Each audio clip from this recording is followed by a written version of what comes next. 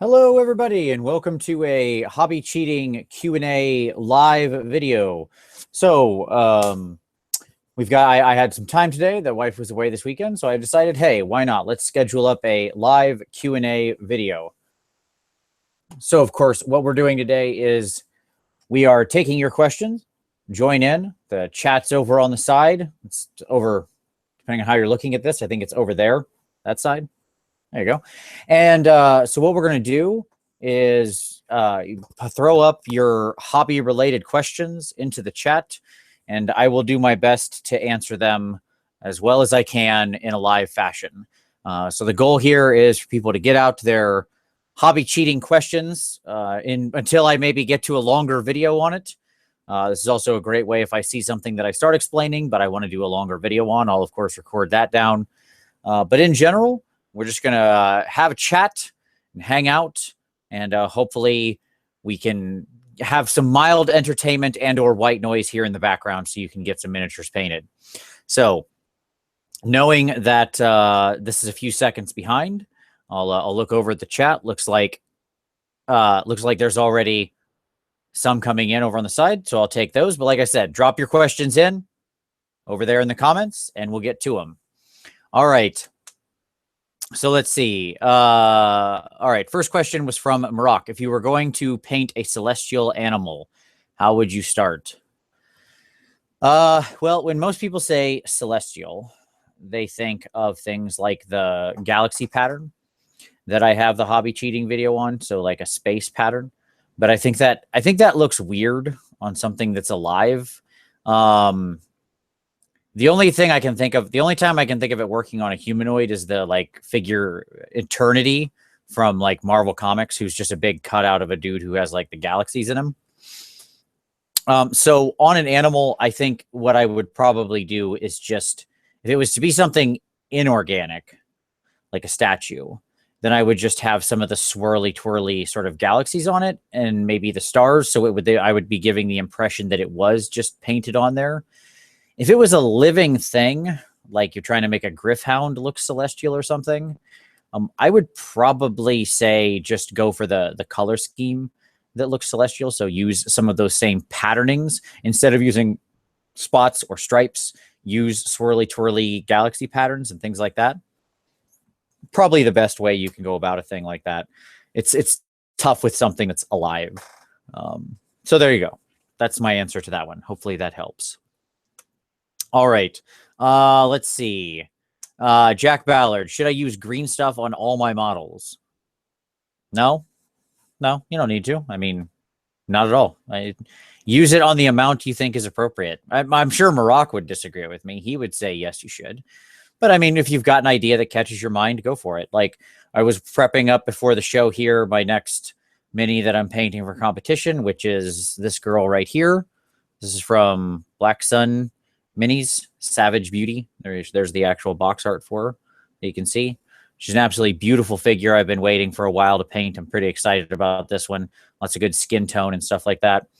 I've been collecting some art to base her on. And, you know, she's not going to be converted at all. She's going to be stock as she exists. I think the sculpt is beautiful. It doesn't need any work. It's a question of whether or not you like the base sculpt, I guess. Okay. Any rumors for new releases for Age of Sigmar? I'll leave that for Wednesday. Certainly there are always new rumors. We'll talk about that on the Wednesday show. All right. Dorn Jr. says, finally caught you live. Thanks for the couple answers you've given me via YouTube. Hey, happy to help. Absolutely. Mickey, when is the marble video coming? Next week. It is next week's hobby cheating video. So there you go. You can look for it. I'm going to talk about the marble and how I achieved it in the diorama. It'll be next week's hobby cheating video. It uses a couple different techniques that I imported from like full-size real-life painting, including sissing. So we'll talk about that. There you go. All right. Johnny641, scale 75 paints getting mixed results. I take you have to adjust your style a bit, i.e., not ideal for the heavy metal style, having to get used to the extreme matte look. Sometimes it almost looks chalky. Yeah, so I'll talk about scale 75 here real quick. Let me grab two paints. Okay. So yes, you do. They're not ideally suited to the heavy metal style, which tends to be more about block and edge more than anything else like that. Is to say, heavy metal uses a lot of like recesses are always darkest out to edges, always being edge highlighted. So it's not like it doesn't actually fit that sort of style incredibly well. It's more about long, smooth blends. But so I want to talk about the difference in scale 75 here with these two paints. So on the left here, is that my left? I don't know. This one, the purple one, is standard scale 75. This is fantasy and games, also by scale 75. It's just their fantasy line. This is harder to work with than this. Okay. So if you're looking for something to cut the difference, to maybe step into it, look at picking up a set of these. They're slightly easier to work with just because of the nature of how the gel that's in the paint, the amount of medium, that kind of thing. This flows a little closer to traditional paint. Okay. But yes, you do have to adjust your style. Scale 75 in general suits better for working on the miniature and pushing paint around. That is to say, the idea that I might have a little more paint, I would put it on the miniature and then I would continue to blend it, void it, you know, things like that. So void blending, spit blending, two brush blending, loaded brush, all that kind of stuff is where scale 75 tends to excel, as opposed to a traditional layering approach, which is where things like a Vallejo or something like that are really suited for because of the nature of how they flow.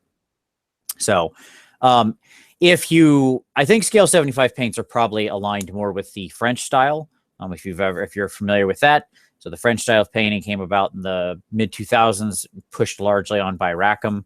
And it was sort of this high contrast style that had these like long blends up to a near white, you know, sort of the resurgence of using pure white. Anywho, that's where scale 75 really aligns with. I think it aligns with that kind of style. Okay. All right. Do you have any Dark Sword 28 millimeter minis? I want to buy some, but I'm unsure of size. Yeah, I do. I'll tell you what. Give me just a second.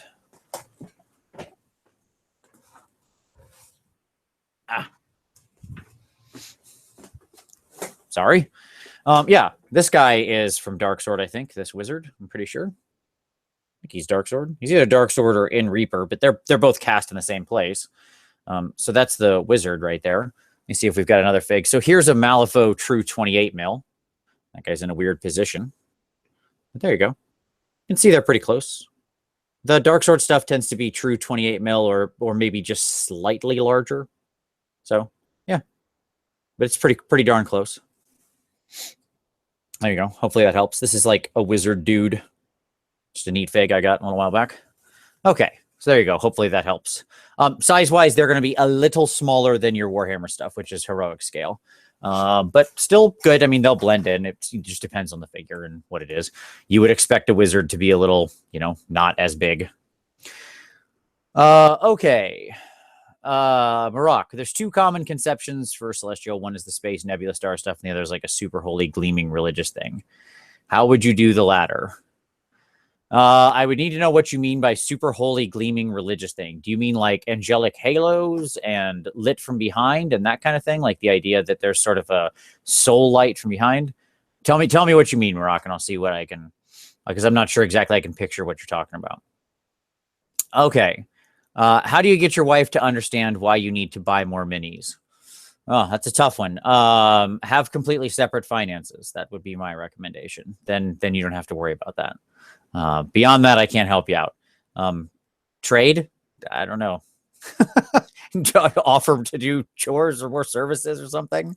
I'm not sure. Okay. Brandon Cecil, I'm having a lot of trouble getting used to watercolors paints. Is there a chance you could go into the specifics of using watercolor for different styles of blending non-metallic metal? Sure. Happy to. Let me put these back and we'll get these out. Okay, so watercolors paints. Watercolors like Scale 75 are gel medium based paints. This is transparent purple and turquoise 1 here, for example. Much the same thing I said for Scale 75 is going to be true for watercolors. In general, they're going to be, if you're not working with the basing set, they're very transparent. You're going to want to make sure you have a fair amount of water in your brush to get a good flow going with them if you want to paint in that style. Because they're gel-based, when you set them on something, they're going to tend to sit there. Like if you put a dab of normal runny paint on something and then turn it sideways, the paint would start to flow slightly, right? But the gel-based paints, if I turn it sideways, it pretty much just sit there. Its surface tension is much higher. So when you're pushing it onto the miniature, what you want to be focusing on is you're working with the thicker paint, dabbing it on there, and then pulling it thin. So like I would dab it on there, clean my brush, and then, you know, pull it down. Okay. The idea being that instead of going, so with this miniature here, you know, if I were painting the cloak and I wanted to do the highlight, I would put the dab of paint here and then void my brush somehow, rinse it real quick, or, you know, spit blend it, whatever, and then get the edge and start pulling it down. Okay. And smooth it out like that. The longer working time means you can do that kind of blending a lot easier. Now, once you get water into it and get that mixed in with the gel, it breaks up that surface tension a great deal. Another good trick for working with both scale 75 and watercolors, if you want to get to something where you're trying to do more layer-based stuff, or have, you know, sort of thinner runny paint, is to this stuff right here. This is Liquitex Fluid. You can get a big bottle like this pretty cheap. I mean, I bought this a long time ago and I still have that much left, and this isn't the bottle I use it out of. How much, that much left, I don't even see, but a lot. This stuff is magic for taking thick paint and just getting it to flow really smoothly. So I highly recommend this, basically for any paints. This is what I use with all my thicker Vallejo paints to get them flowing really well. So if you're going to do anything like freehand, anything like that, Fluid is pretty invaluable. But so my recommendation is watercolors adapts a lot to the task you're trying to do. If you're trying to get a good blend, say you're doing like some NMM, then you're going to put a dab of the solid color on there and drag it out. You know, so spit blend it, void blend it, wet blend it, whatever it happens to be that you're aiming at. If you're trying to glaze it, you want to get a lot of water in there, a little Fluid, so that way you've got it down and moving. Hopefully that helps. All right. Is there a preferred medium to thin down paint to a glaze if you don't need much coverage? I'm just looking to cover a dry brush of Temple Guard blue with a wash, but not change the color too much. Sure. So we're talking about whether we're going for a filter, a glaze, or a wash, which is all intensity, right? So a filter covers less than a glaze, covers less than a wash. Now, what do you thin it with? It depends a lot on the paint. If it's something like watercolor or scale 75, which are very pigment intense, you can usually just use water and get away with it. If you have something like Vallejo or Army Painter where the pigment isn't as dense, then you can go with thinner medium or glaze medium. Both very useful tools. The trick is you want to keep enough medium in there that the pigment spreads evenly. Water will break up all medium forms these little like six-sided hexagonal chemical chains with each other, and a piece of pigment gets hooked into the middle of each chemical chain, and that's what thins it out. The less of those that have a piece of pigment that hits in between the little chemical chain, the thinner the paint. If it spreads too far, if the water breaks up its ability to form that chain, you get that shiny, glossy look and it doesn't cover, and that's where you start to get that like speckled look on it. These will help you keep the medium being the intense part of it. Now, my other piece of advice is if you don't have, that can be really good, is just use inks or shades. Like grab your Vallejo glaze or shade, or your, or sorry, I just held up Citadel. Grab your Vallejo ink or whatever, or your Games Workshop shade. Use that to thin your paint. If you have a matching color, use that to thin it, because that's going to provide, it's going to keep the saturation intense if you are looking to maintain coverage. So in this case, I know you said you weren't looking to tilt the color. Don't do this. Use thinner medium or glaze medium or water or something like that. But if you're looking to keep the color intensity, you can do that by adding some inks, and that will really thin down the paint while retaining the saturation. Okay. Let's see. All right, next up. All right, Red Wizard.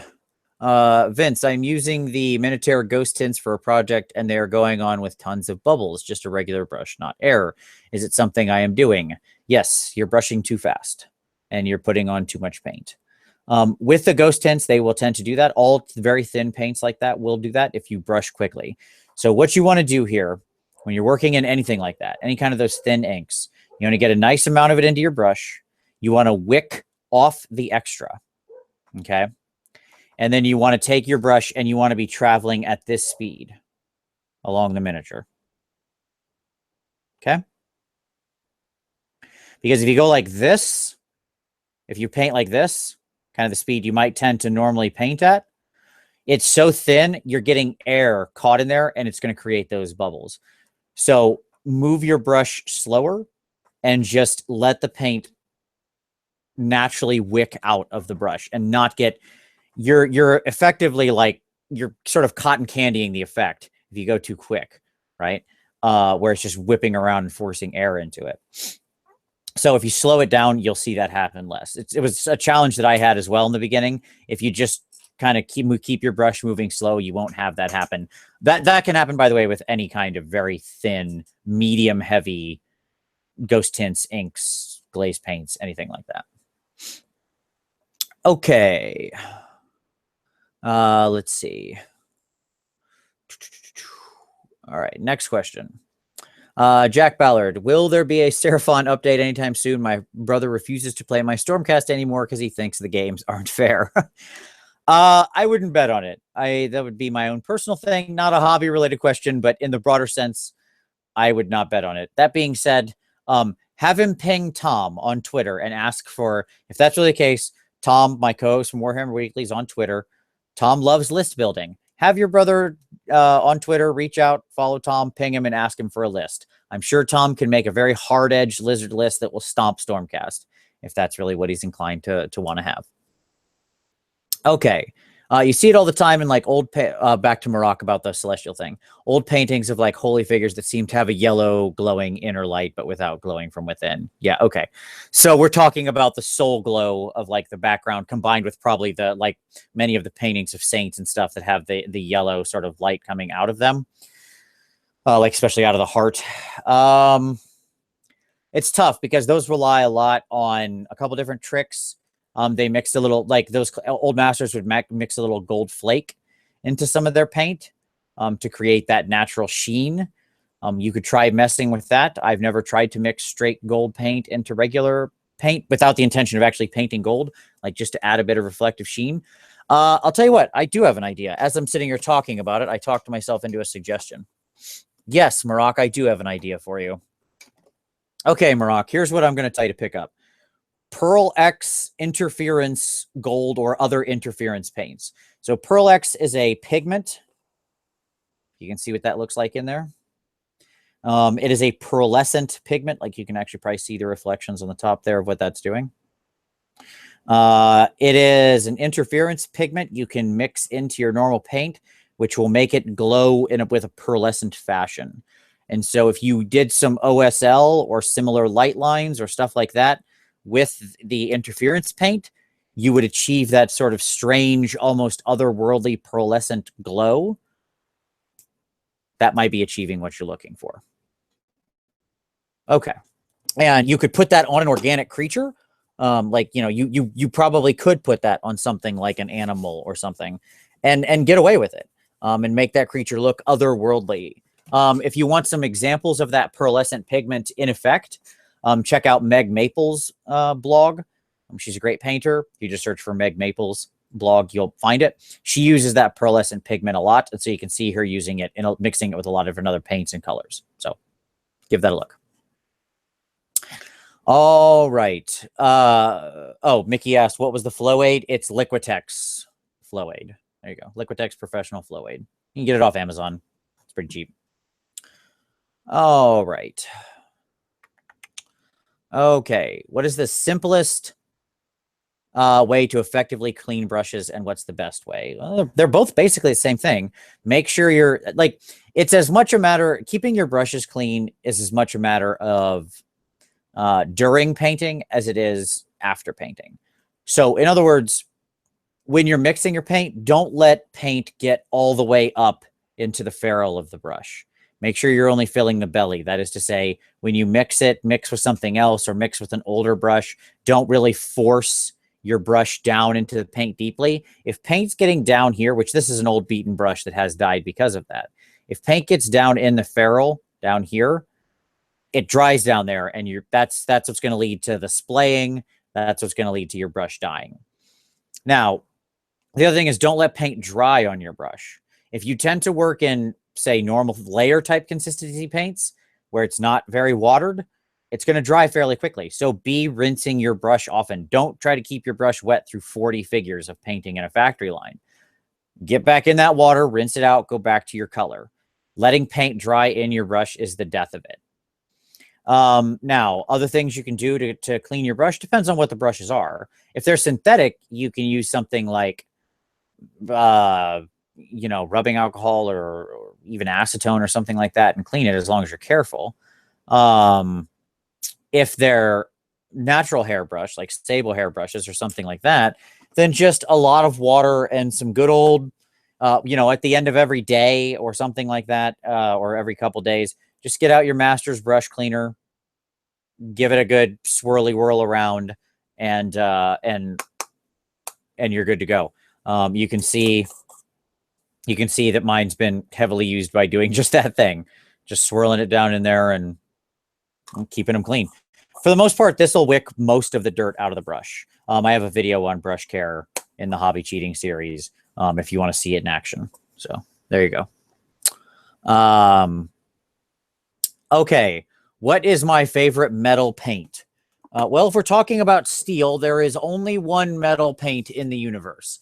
All other metal paints don't compare, and it is Vallejo Metal Color. It's not the air. This is an airbrush ready paint. The Vallejo Game Air and Metal Air Model Air, sorry, are close, but they're not this. This is a big line. There's about 16 of these all told in the steel colors. These are sorcery. These are unlike any other metal. You have to go to enamels to get effects like this. Like outside of like the Alcade 2, this is simply the best acrylic paint. People who were like, I've watched a lot of reviews on this. I have used this a lot. And a lot of the people who normally use enamel paints for things like their vehicles, you know, World War II planes and stuff like that, have all said that basically, like, and Alcade 2 or those kinds of enamels are much harder to work with, have all said that that's the closest thing that you can get to those kinds of enamels outside of, you know, where you can like rub and buff them. Outside of that, that's the closest thing you're going to get. They blend, but they also cover. They are sorcery in a bottle. There's nothing else like it. For gold, I mean, they're still good. The problem is this is the sum total of gold colors. One gold, one copper. Fairly limited, which is kind of unfortunate. You can mix a lot to get to a lot of places, but you've got to mix. Here's the secret. Those are a completely different animal, but in general, you want to use a metal paint that is airbrush ready. And the reason for that, I can tell I can tell crappy metal paint from like a mile away because I see visible pigment. This ring does not have chunks or dots in it. It's smooth. Gold is pure. Okay. And steel, if it's well worked, is much the same. Now there's always impurities in steel metal. But when gold paint has visible texture, because I can see the pigment, because metal paints use real heavy metal pigment, different materials, aluminum, mica, all sorts of different stuff. Because of that, if you can see it, it just looks bad. It looks false. It does not look metal. You painted something reflective, but it's not metal. Those achieve it pretty darn close to real metal, to looking like actual smooth metal sheen. Okay. That's why I love them. So there you go. Outside of that, gold, I mean, yeah, if you really want the best effect and you're willing to put up with the pain and the tuchus, Vallejo Liquid Gold, it's an alcohol-based paint. It's an utter pain to work with, but there is nothing else like it. It's like painting with gold flake. It's like painting in real gold. It's pretty incredible, but it is an absolute nightmare to work with. Okay. Let's see. And by the way, that metal color, yes, you can both airbrush and brush paint it very easily. So there you go. Okay. It's good for both. All right. Have you tried the Watercolors Glaze Medium? I'm ordered some because the Watercolors paint is different from Vallejo, and I think you lose some gelness using Vallejo Glaze Medium. I have not. I haven't tried much of the Watercolors support line, that is to say, like their mediums. I just put up the review of the inks before the show, and I have also ordered some of their glaze line. This I freaking love. Oh, these are great. I want to see like 20 more colors of this. I'll have a full review of these coming at some point in the future. I need to play with them more, but this is the actual glaze line. These are really good. I'll say right now, I am enjoying the heck out of these. So more to come on that in the future, but I have not Mickey yet. I will at some point. Okay. 10 Dead Gods. So from the Red Wizard, 10 Dead Gods did an awesome cloud effect on his dwarf ship submission in the PMP. Any plans to do a cloud tutorial hobby cheating in the same vein? I do not at the moment. I can think about adding it. I haven't found one. I thought his looked really good, but it still wasn't quite there. Modeling air, or whatever, mist, is always really tough. So I do want to play around with that at some point in the future.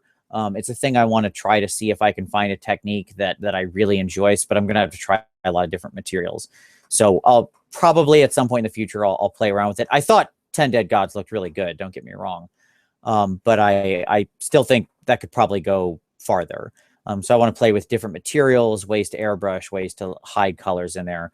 It's just hard because we don't see clouds that close up normally. Like they're just these weird puffy things that are way off in the distance. And so even when you're in a plane, it doesn't really connect like that. So it'll probably take more work. We'll see where we get. Okay. Smoking Dragon 666. What has been the most inspirational discovery you have made whilst painting? Well, excellent use of the word whilst. I will definitely give you credit for that. The most inspirational discovery. That's a good question. I don't know. Painting and getting better at it or improving is really a matter of 1,000 tiny steps. I don't know that I've ever had a true eureka moment, although I suppose there's probably has been some. Like I suppose the first time I used like a wet palette. That was a real eureka moment. Probably the first time I really figured out how to loaded brush blend, something like that. I mean, like, there's so many little things, right? That you just kind of build on top of it. Zenithal highlighting. That was a big one. Like, I was like, oh my God, this just changed my life. So there you go. That was one. That was probably the biggest single thing. As far as inspiration out in the world, joining like having the PMP and that sort of thing, competing, the various competitions, especially participating in Crystal Brush. Competitions push you to really up your game. And I paint like I'm trying to win best in show, period. I even if I'm not that good, which I'm not, even if I can't, which I can't, it doesn't matter. Paint and model and do everything like you expect to. Push yourself to that limit if you're competing. Like that's my best answer for you there. Okay.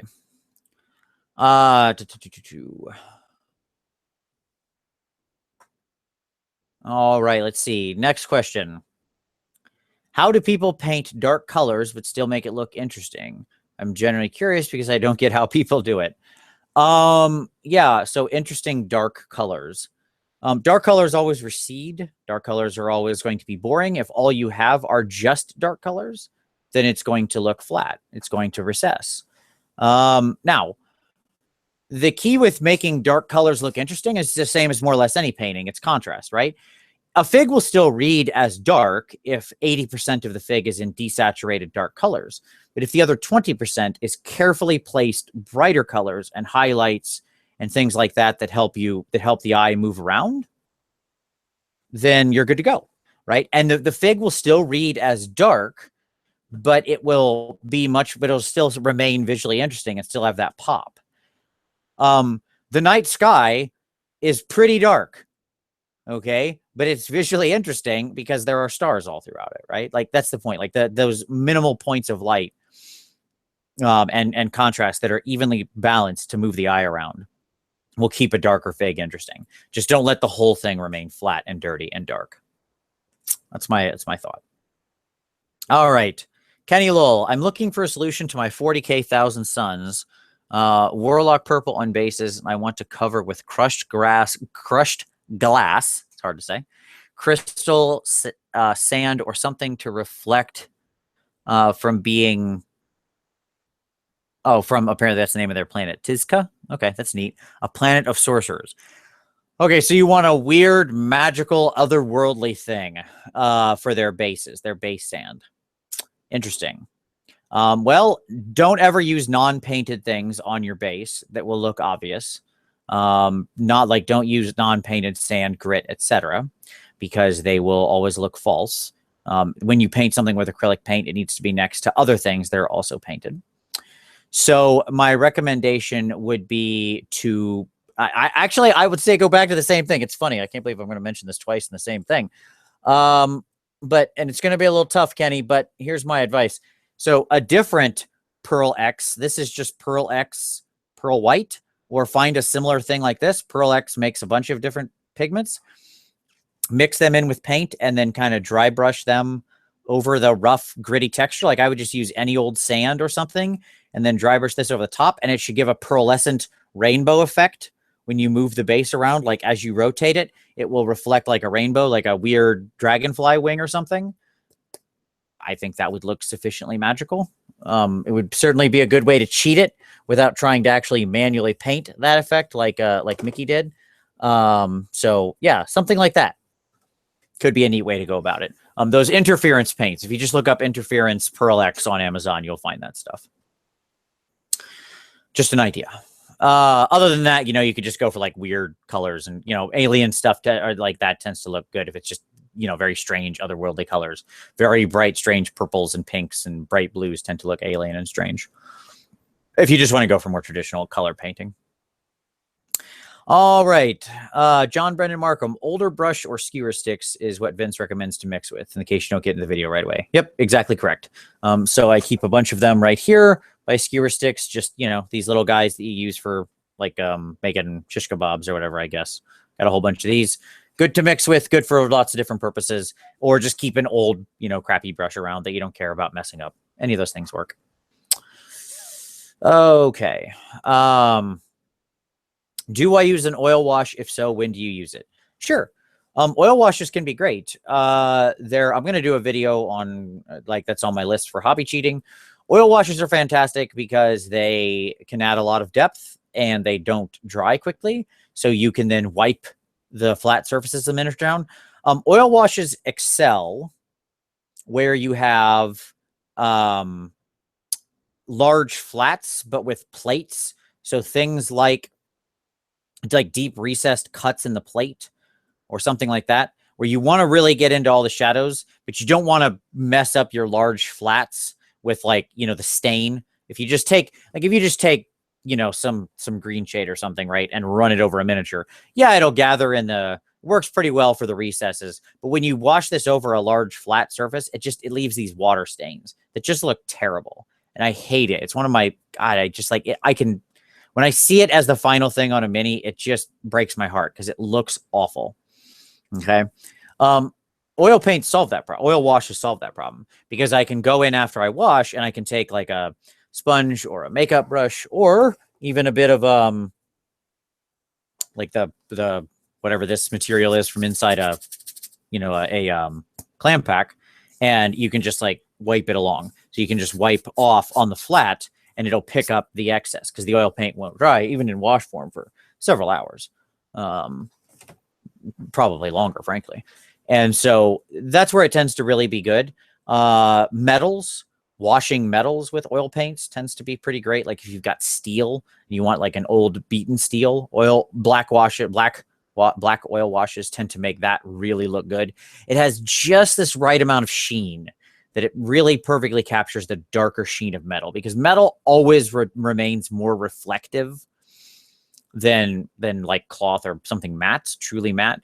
Even in shadows, metal is still somewhat glossy. There just isn't direct light at that moment, but there's still a little bit of ambient light bouncing around off of everything else. And our eyes get that. Like your brain subconsciously picks up what's going on there. And so oil washes tend to have this very slight natural sheen to them that matches metal really well. So that's where I think they work really well. All right, Brandon Cecil. I'm also having trouble with liquid gold pigments still being available and feel like fizzy on the palette. It's like the pigment is dancing around on its own. Are you thinning the liquid gold, Brandon, with anything? You should be thinning and gaining control of it with a 90% or 90% plus, as close to 100% as you can get, basically, but minimum of 90%. Isopropyl alcohol solution. So you can usually get that at like your corner pharmacy. You can get like somewhere between 91 and 97%, usually depending on what country you live in.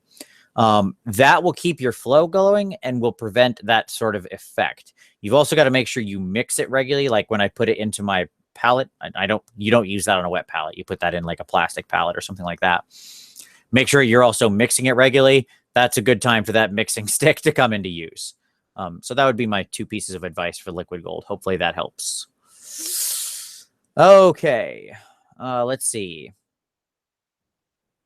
Kenny Lowell says the zenithal highlighting segment is slotted for this coming week's Combat Phase podcast. Excellent. So make sure you check out Combat Phase this week if you want to hear more about zenithal highlighting. Thank you, Kenny. I appreciate that. The Combat Phase podcast is obviously a fantastic podcast. Highly recommend it. Okay. So Rethan asks, I have a question for the watercolor paints. When would you use the transparent paints? Okay, so like things like this, the transparent purple, they are very thin. And when I would use them is when I am looking to glaze or filter only, but I want to be able to still push and void it. These go great over lighter colors to smooth down. So the thinner the paint, the less effect it has on darker colors, but it will still have an effect on lighter colors. So if we think of a transition between white to black, right, and I ran the transparent paint over the whole thing, what would happen is the white would disappear. I would tint that sort of this purple magenta color, right? And then as I got down to the black would still look black, right? Because it just wouldn't be moved at all. So where I use the transparent paints is in that middle space where I want to go from something high down, and that helps me smooth those transitions. Because they're gel-based, as I said earlier, you can do a lot of good void with them, a lot of void blending or two-brush blending. And so that helps you like cut that difference between the two very easily. Okay. So when I want to smooth blends, do some additional glazes or filter in a different color. These are great for pop colors. Another video that I need to do. I feel like I'm never going to run out of hobby cheating videos, which actually does make me happy. It just makes me sad because I can't do them all at once. Pop colors. The idea that in between one color and another, you have a second color that's a pop. So imagine non-metallic metal purple armor. Okay. So it's going from very dark purple up to white. Well, in between the mid-high and the white, that's where your pop color comes in. I would maybe work a little of this magenta color in to where it's gotten so thin and close to the white that it's actually twisted the color a little bit. Okay. Blue is a great pop color on turquoise or green, things like that. If you go and look at the Gutrot Spume that won the Slayer Sword like a year and a half ago, he uses pop colors all over that thing, yellows and blues in his green armor. And that's what makes it look more marine. So things, I don't mean like space marine. I mean marine like sea life. Okay. All right.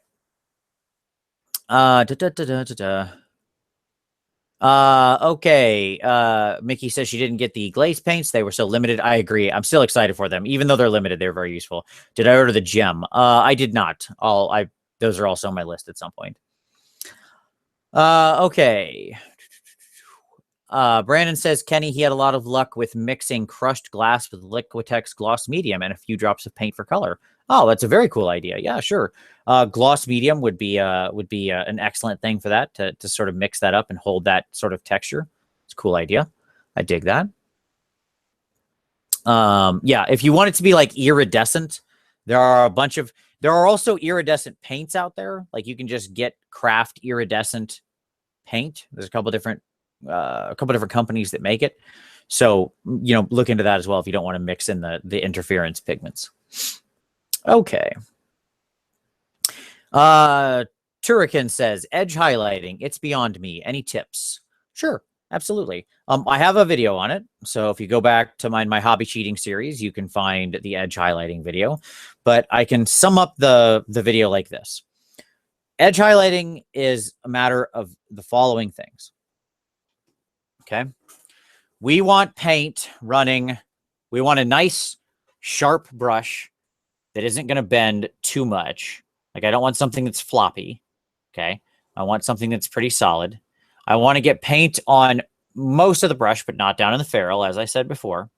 And then I want to wick most of that off the brush. I do not want a lot of paint on the brush. You want an extremely minimal amount of paint on the brush. Let me say that again.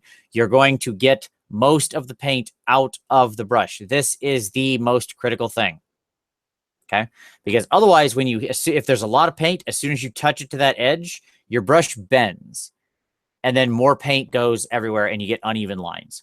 So you want most of the paint out of the brush. And then the next thing you're going to do is when you've got your edge, you're going to come in here with the side of the brush, right?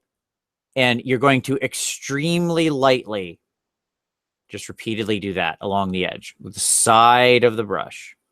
Okay. So the side of the brush only. Okay. And you're going to be incredibly light touch. Your goal is to touch the brush to the miniature without having the brush bend at all. See how the brush is bending there? You don't want that to happen. You want no bend in your brush. Very light, straightforward touch. And you want to go more short strokes. And you should be depositing the tiniest amount of paint with each stroke. And that'll give you a hyper sharp, clean line. Very little paint, brush without a lot of bend, extremely light touch, repeated, slow sketch up the line. Okay. All right, there you go.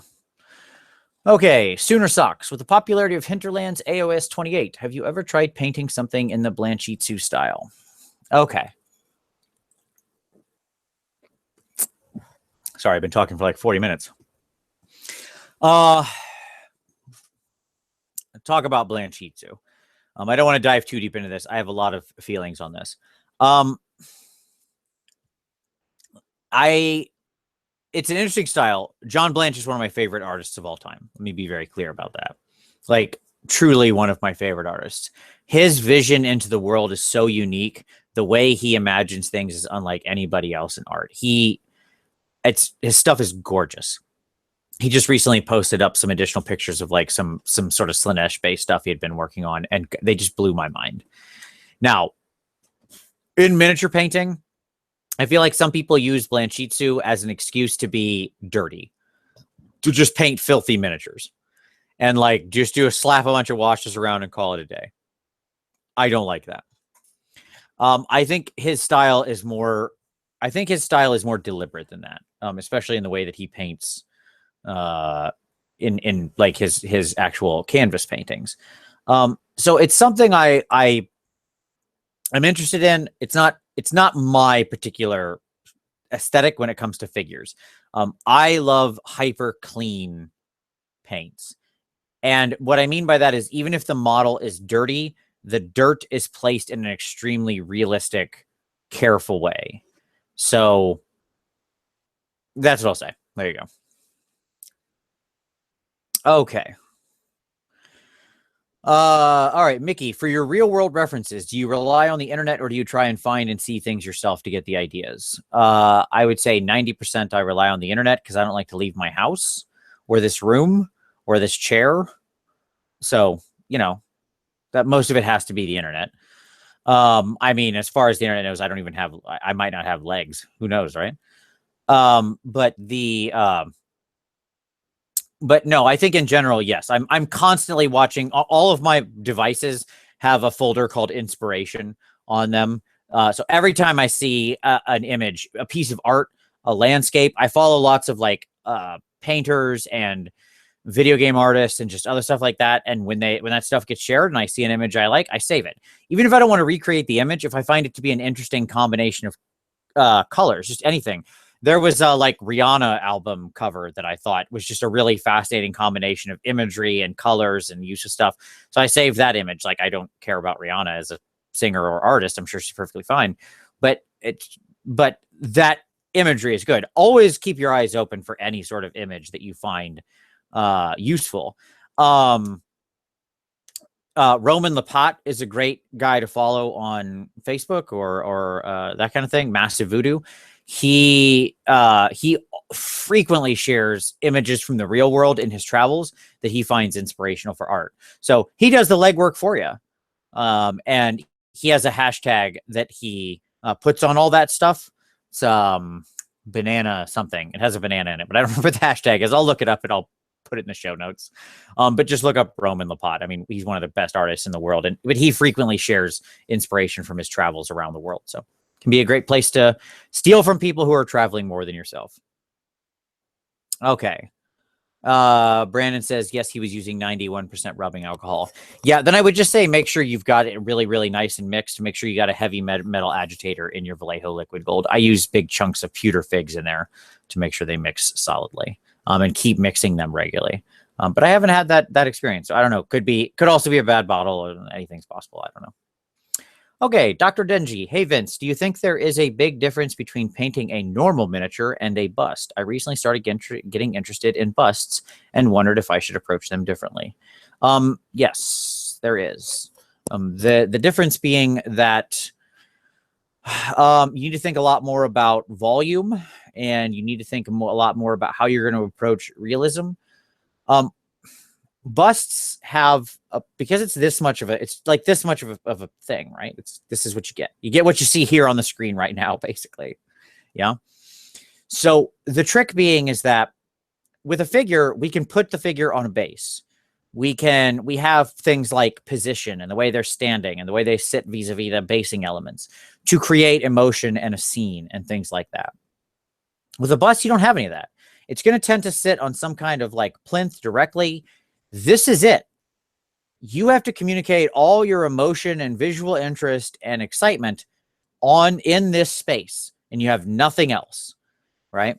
So you want to really think about, it's also at a scale that's actually like a lot bigger than what you normally worked with, right? So even a normal bust is massively bigger scale than you know, even a very large scale figure. Okay, come here, stupid. There we go. All right. So here's a fun bust that I've got to the side. All right. Compare this guy to this is a 75 millimeter model. This thing's huge compared to normal Warhammer stuff, right? Look at the size of his face compared to hers, right? So the amount of detail and volume and sort of life you have to bring into that, the amount of different sort of things you can work with as far as, you know, showing blood and veins and like this fact that I didn't shave this morning, right? All of that needs to be brought out to sell the emotion, the realism, the feel of the piece. Okay. That being said, the basic techniques are still the same. You just need to think more about what you're trying to communicate. But busts are awesome. They're great to play around with, and they'll really help you with your color study, with things like skin tones and smooth blends. I love them. I have a big old stack of busts, and I just play with them whenever I want to just really get and deep dive into color, because it's a much different painting experience. You spend a lot more time on a single thing, right? Because like his skin tone is going to be in his face is going to be one big part of the miniature. I'm going to spend a ton of time on it. When I'm done, I've done a bunch of the miniature. So it's a different sort of experience. All right. Okay, the Red Wizard. This isn't really hobby related, but what's the coolest and weirdest thing you have gotten from fans of the channel? There was 2 different fans that sent me some Sisters of Sigmar, which is by far the coolest thing that I've ever gotten, I think. But I mean, I don't, you know, in general, I'm always deeply appreciative. It's never expected. Nobody needs to send me anything. But I do love the Sisters of Sigmar. They were my favorite, maybe figs. They're certainly my favorite metal figs ever produced. And I just have a deep and unending love for those figures. And so I was very, very grateful for that. Somebody also shared some Juan Diaz Demonettes with me at one point, which I had missed out on and never gotten to have. So I was, boy, oh boy, I'm eternally grateful for that, because those are just, oh God, those Juan Diaz Demonettes, they're masterpieces. Okay. All right. Aaron Roseman says, is there a flesh color that you recommend? Okay. Well, let me talk about that. Yes, is the short answer. Lots, depending on what you're trying to do. So in general, if I'm just trying to lay down a quick base coat of skin tone, and I want a nice smooth base to work with, I use something with these 3 out of Vallejo Game Air.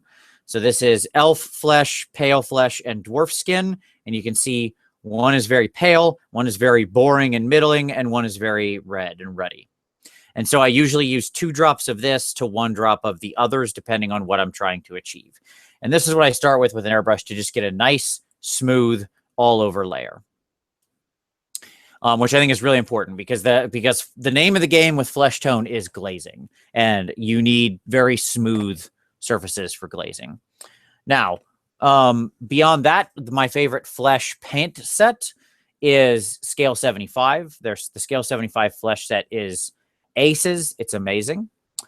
Other good skin tone colors you can use are things like Vallejo Model Color Beige Red. It doesn't say skin tone on the box, but it's a wonderful, very pink. Like, if you look at that, that looks pretty skin tony to me, right? There's my finger next to it. My fingertip is more red than this, as a matter of fact. This is a great color. Great color for mixing in, as is the slightly darker version for doing shadows, Brown Rose. Wonderful. I don't know why it's called Brown Rose. There's not really any brown in it, or very little, but still a great one. The other thing that I really enjoy with flesh tone is just mixing it myself. Just go get a red, get a good mid red, a good mid yellow, put them together, get an orange, and then add white, and then add a little blue to add cool shadows. You really can do some amazing things just mixing your own flesh tone like that, and bringing back in sort of magenta to get it to turn crimson and stuff like that. I would highly recommend that if you're inclined to play around. You can get, you'll get richer tones, you tend to, than with a lot of the flesh tones out of the bottle. But it's up to you of whether or not you want to go to that amount of work. But if I had a single paint set, the Scale 75 is the best for then doing the work over the Vallejo Game Air sort of base. That's what I found. That's my own personal style. Your mileage may vary. All right. Okay. All right. John said, John Crayer, who's he and a friend are putting up a range of miniatures that are looking very cool. He's putting together his own miniature range. He said, would I be interested in receiving any test models? Sure, man. Like, I would say save it to where you're happy with, and if you want, I'm happy to do a product review for you. You know, when you're ready to start selling them or something like that, I'm happy to take a look at one of them. Okay. Let's see. Do I matte coat display minis? I see you mixing brands of paint, Scale 75, Vallejo. Does this leave a satin finish in areas? Yeah, sometimes. Sometimes things, I mean, just when I'm flying around and working through it, because I use a lot of inks as well, and sometimes inks can leave a bit satiny of a finish. So do I matte coat even display miniatures? Yes. Often, not always, depends on if it's necessary. If it is, we go to our old friend. By the way, having a well-organized space to me is incredibly important. If you've noticed, I can generally go like this and reach everything hobby related. I'm just saying, like, keeping your space organized so you can quickly get to anything will help you stay motivated to paint. But at any rate, Testors dull coat, spray lacquer. It's great. I've never had it frost. Quick, easy. It's the thing to do. Knocks the shine out of just about anything. Turns it pretty flat matte pretty fast. So that's my recommendation on that. All right. Let's see. Where are we at time-wise? All right, we got about 5 minutes left. I try to do these for an hour because it's pretty intense, but so we got about 5-ish minutes left, so let's throw up some final questions, and we'll see what we got. Jay Thomas, I want to use Juggernauts as beasts of Nergal. What could I do besides Rust to portray them as Nergalish? Oh, great question.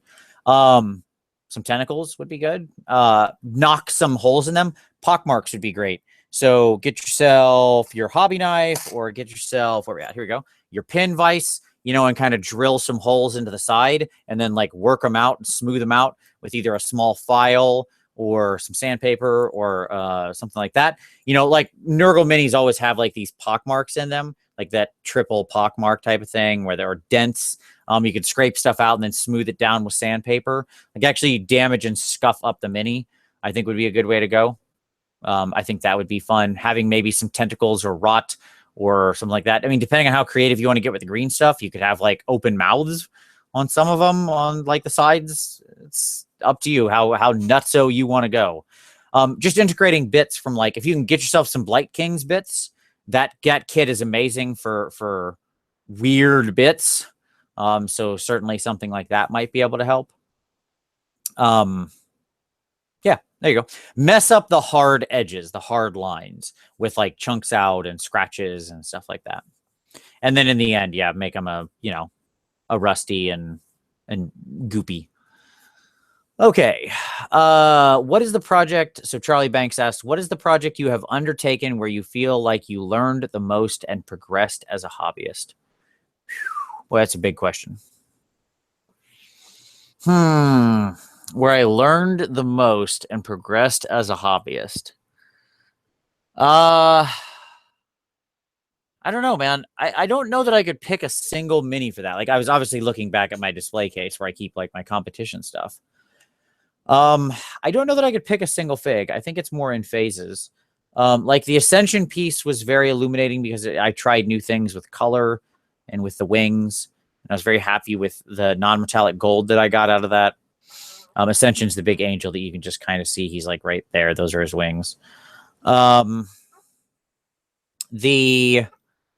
trying to think of who else. Like the cover girl was a fun one to do a background like that, to see if I could do it. I thought that was like trying to replicate Blanche's art, stuff like that. I think it's always just try to learn one thing more than anything. I don't know that I ever have any. I said I don't know that it's ever about eureka moments. I think it's more about a lot of small steps. That doesn't mean I'm not super happy or thrilled that I discovered something or did something. I am. It's just, I don't know that one of them ever has a huge meteoric impact. It's probably raindrops, more than it's a deluge. So, okay. All right. Let's see. Have you ever found a similar product to Lamian medium? I'd love a cheaper alternative that is mostly clear, opposed to matte mediums, which are pretty opaque, typically found in Hobby Lobby.